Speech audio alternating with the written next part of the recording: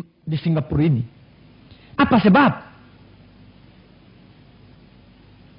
Kenapa? Ingin betul-betul mengikuti ajaran Nabi?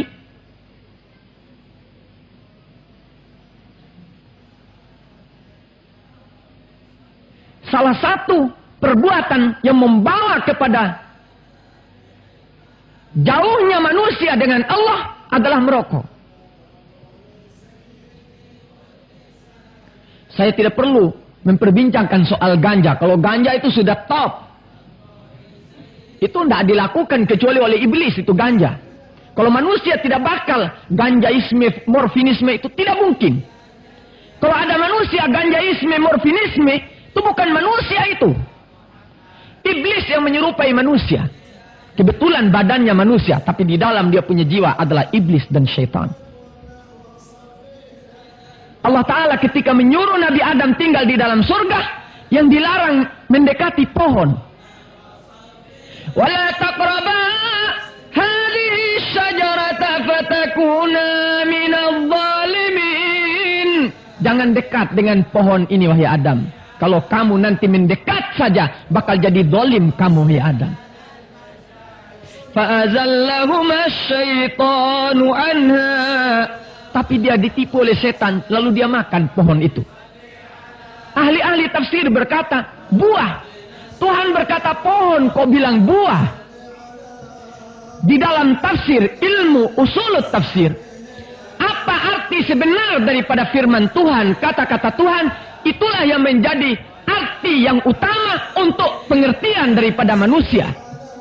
Tidak boleh mengambil takwil, tidak boleh mengambil terjemahannya sebelum mengenal arti yang sebenarnya. Itulah arti sebenar yang menjadi bahan hidup untuk manusia. Tuhan bilang pohon, ya pohon. Jangan bilang buah. Pohon apa?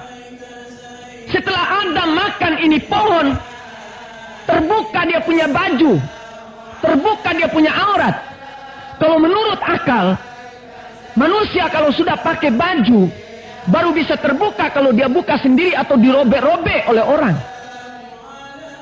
Bagaimanapun kencang angin, tidak mungkin bisa membawa baju ini sampai terbuka dari badannya manusia. Walaupun datang angin kencang, akan orang itu pegang bajunya. Tetapi, karena setelah makan pohon ini, lemah saraf Nabi Allah Adam, hilang akalnya, lalu dia buka dia punya baju, dia senang telanjang daripada menutup auratnya, karena tertipu dan akibat makan pohon yang dilarang oleh Allah Subhanahu Wa Taala ini. Kita melihat, para perokok, kalau sudah sesuatu dia menghadapi persoalan, panik dia, tidak bisa berpikir. Kapan dia cret merokok, keluar dia punya pikiran. Ini membuktikan bahwa setiap perokok lemah sarafnya. Jadi rokok itulah yang menimbulkan perangsang, yang membawa sarafnya hidup kembali untuk dia bisa berpikir. Mudaratnya merusakkan saraf manusia. Makanya Habib Abdul Al-Haddad berkata, bagi para perokok, dikhawatirkan mati, lupa baca kalimat la ilaha illallah Muhammad Rasulullah. Kalau dia dalam keadaan segar bugar, tidak bisa berpikir karena lemah sarafnya, apalagi sedang sakarat, dan dia berhadapan dengan malaikat maut, tentu pasti dia lebih lupa lagi untuk mengucapkan kalimat la ilaha illallah. Betul kata Habib Abdullah Al-Haddad, dikhawatirkan dia lupa untuk mengucap kalimat la ilaha illallah. Rokok itu.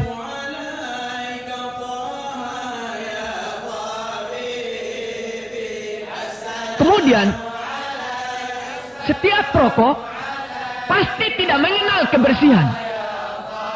Nabi pernah duduk di dalam masjid. Masuk seorang sahabat. La yadkhulu alayya qulhan, kata Nabi. Jangan masuk di dalam masjid Allah ini orang yang bau busuk mulutnya. Waktu itu seorang sahabat bukan merokok, makan bawang, kasihan. Makan bawang. Bawang mentah makruh hukumnya di dalam agama. Kok jadi-jadi kita pandai berkata rokok makruh, tidak haram. Dilarang masuk di dalam masjid orang yang bau busuk mulutnya. Adakah para perokok itu yang mulutnya harum akibat bau tembakau itu? syariat mana bisa dia ikuti untuk bertemu dan berjumpa dengan takwa selagi dia tidak cocok dengan ajaran dan pekerjaan Nabi Muhammad SAW.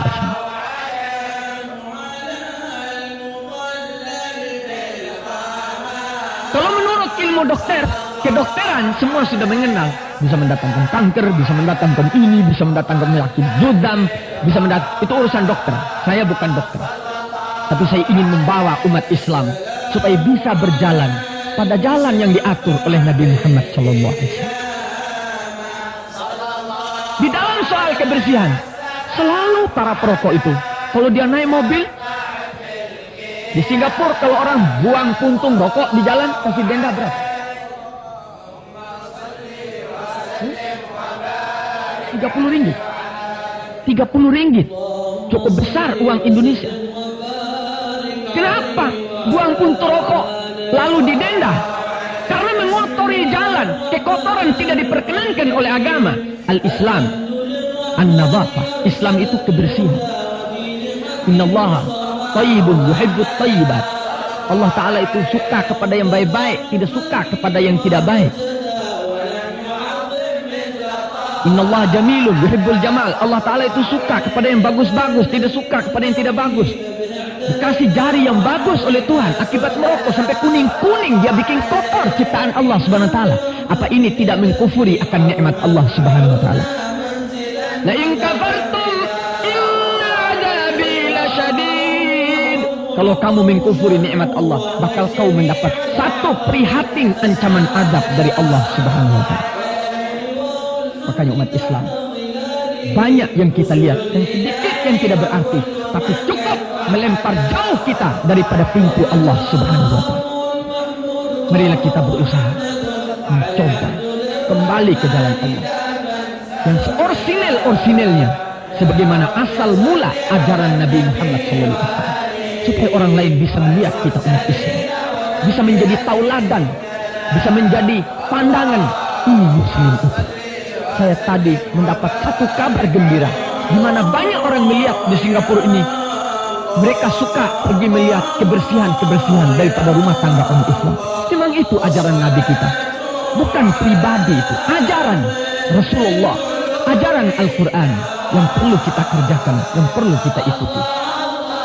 Mudah-mudahan Allah Subhanahu wa taala memberikan di dalam hati kita hati yang sejuk untuk mau menerima ajaran Allah, hati yang sejuk untuk mau menerima ajaran Nabi Muhammad SAW. Walaupun pedih kata ulama, walaupun pedih lisannya ustaz atau guru, marilah kita mengambil hikmah-hikmahnya untuk menjadikan bahan hidup supaya kita selamat dari dunia sampai di akhirat. Kami kepingin untuk mempunyai teman-teman yang sama derajat dan pangkatnya dengan kami, supaya tidak sulit ulama-ulama nanti di yaumil qiyamah mencari-cari di mana umat Muhammad, di mana muridku dulu, di mana temanku dulu. Karena ulama nanti di yaumil qiyamah tidak boleh masuk surga oleh Allah. Suruh lihat dulu murid-muridnya. Jangan bikin sengsara ulama, kasihan ulama. Biarlah kita cepat-cepat sama-sama masuk. Karena nanti kalau Tuhan melihat ini ulama, ini guru, ini ustaz, suruh duduk dulu, suruh tunggu dulu. Isfa'uli ummatik. Suruh kasih syafaat kepada murid-muridnya, suruh kasih syafaat kepada umat-umatnya.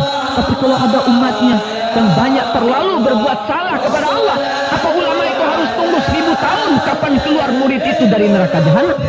Kasihanilah ulama-ulama ini, wahai umat Islam. Kasihanilah guru-guru itu, kasihanilah ustaz-ustaz itu, karena mereka menyampaikan menurut ajaran Allah dan ajaran Nabi Muhammad SAW.